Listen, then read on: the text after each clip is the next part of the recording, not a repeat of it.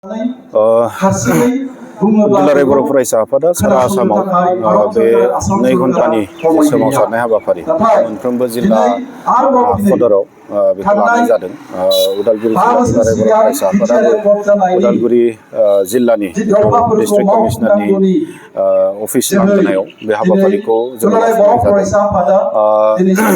जोङो खोब दुखुजों बुंनो नांगोन जे दिनैनि जि हाबाफारि बे 2 घन्टा धरनानि हाबाफारि बेखौ लानांगौ जानायानो खोब माने दुर्भाग्य होननानै जों बुंनो नांगोन।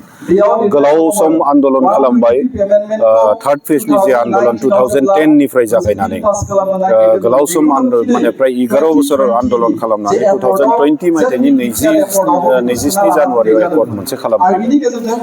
दा बे आन्दोलनखौ सन्मान खालामनानै जि मोनसे एकर्ड खालामबाय बे एकर्डखौ आरोबाव माने आखरे आखरे मावफुंनांगौनि थाखाय इमप्लिमेन्ट खालामनांगौनि थाखाय आरोबाव फिन खनसे आन्दोलन जों बेयाव जिरायनांगौ जानाया बे खोब दुर्भाग्यजनक आरो बेयो खोब लाजिथावना government of India government of आसामनि थाखाय खोब लाजिथावना।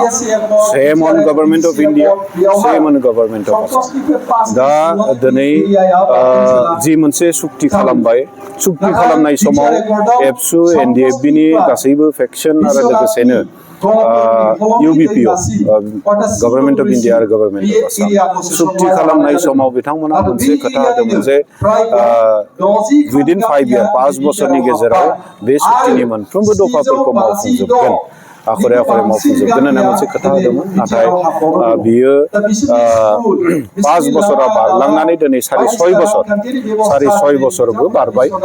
बेबायदि गोलाव सम बिथांमोना लाबाय नाथाय माखासे दफाफोरखौ जायफोरनिखि एखेबारे मावफुंथारनांगौ बेबायदि दफाफोराखौनो जों दिनै मावफुंनायखौ नुनो मोनाखै। जेरै जोङो बुंनांगोन जे दिनै बिटिआर एकर्डनो जिथु कनस्टिटिउसनेल मोनसे स्टेटास होनांगौ बे कनस्टिटिउसनेल स्टेटासा दिनैबो मोनाखै आरो जाय कनस्टिटिउसनेल स्टेटासखौ 125 एमेन्डमेन्ट बिलनि गेजेरजों लाबोनो गोनां दा बेखौ दिनैसिमहालागै लाबोनाय जायाखै। दा बेखायनो दिनै जिहेतु पार्लियामेन्ट जिरायगासिनो दङ बे पार्लियामेन्टनि गेजेरजोंनो जाहाथे बे 125 एमेन्डमेन्ट बिलाबो फैयो बिनि गेजेरजों जोंनि बिटिआर एकर्डनि जिथु जीवन बे जीवनाखौ बे एमेन्डमेन्टनि गेजेरजों बे पार्लियामेन्टनि गेजेरजों जाहाथे मोनो जों बेखौ खावलायगोन। खारन जों बुंनो हायो जे जि मोनसे एकर्ड मेमरेन्डाम अफ सेटेलमेन्ट जों दिनै मोनदों बियो जास्ट माने मोनसे मोदोमल' जीवन गैयालाबासिनो ए बडि without soul a body without life माने जीवन गैयै मोनसे मोदोम बायदि। दा बेखौ जीवन होनो थाखाय भारत सरकारा दिनै खामानि मावनांगोन आरो बिनि थाखाय बे माने पार्लियामेन्ट सेसननि गेजेरजों जाहाथे बिथांमोना लाबोयो जों बेखौ खावलायगोन आरो बेखौ जोङो बे दफानि माने बे दिनैनि हाबाफारिनि गेजेरजों होम minister of India prime minister of India governor of Assam आरो चिफ मिनिस्टार अफ आसाम बिथांमोननिसिम जोङो मेमरेन्डामखौ हरनाय जादों। बे गासै इस्युखौ लानानै दिनै जोंहा बाउन्ड्रि एक्सटेन्ड खालामनो गोनां जोंहा दङ। माखासे बाउन्ड्रि माने 60 गामिया सोजाबाय आरो माखासे माने गामिफोरा सोसनजायाखैनो दङ आरो बेखौ सोसननांगौनि थाखाय जिहेतु मोनसे बाउन्ड्रि कमिसन दाना होनाय जादोंमोन।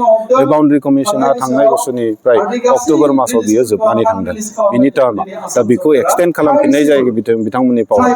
दा बेखायनो बे बाउन्ड्रि कमिसनखौ थाबैनो जाहाथे एक्सटेन्ड खालामफिननानै बिथांमोनखौ बे गामि सोसननायनि हाबाफारिखौ जोबथा महर होनो थाखाय मोनसे खाबुखौ जाहाथे होयो थाबैनो। दा बेखिनि जों दाबिखौ लाखिनाय जादों। दा आसा खालामदों दिनैनि बे हाबाफारिनि गेजेरजों भारत सरकारा आसाम गभर्नमेन्टआ जि मोनसे खोथा होदोंमोन बे गावसोरनि रादाय होनायखौ जाहाथे मावफुंगोन जों बेखौ आसा खालामनानै दं। जोङो आन्दोलनखौ जोङो लांगोन बे सोमावसारनाय बिथांमोनखौ दिनैसिमहालागै बिथांमोना खुनु नेगेटिभ खोथाखौ बुङाखै। समय बिथांमोना बिबाय थानायखौ जों मोनथिनो मोनदों बा बिथांमोना खोथाजों बाथ्राजों बिथांमोना बुंबाय थादों जे जोङो मावफुंगोन गासैखौबो मावफुंगोन जोंनो एसे समय हो बे बाथ्राखौ बुंदों। दा गतिके दिनैनि नैबे हाबाफारिनि गेजेरजों बिथांमोना जाय खोथाफोरखौ खुगायाव लाबोबाय थादों बेखौ प्रेक्टिकेलाव लाबोहोनांगौनि थाखाय जों बे हाबाफारिखौ लादों।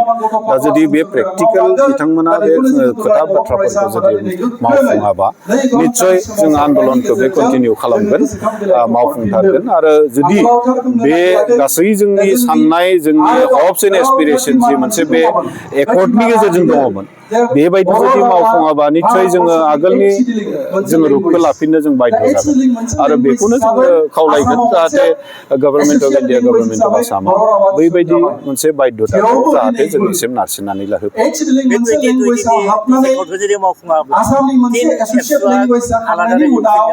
बेखौनो बुंबाय आं जे आगोलनि रुखखौ जों लाफिननो बाध्य जागोन जों आगोलनि रुखखौ लाफिननो बाध्य जागोन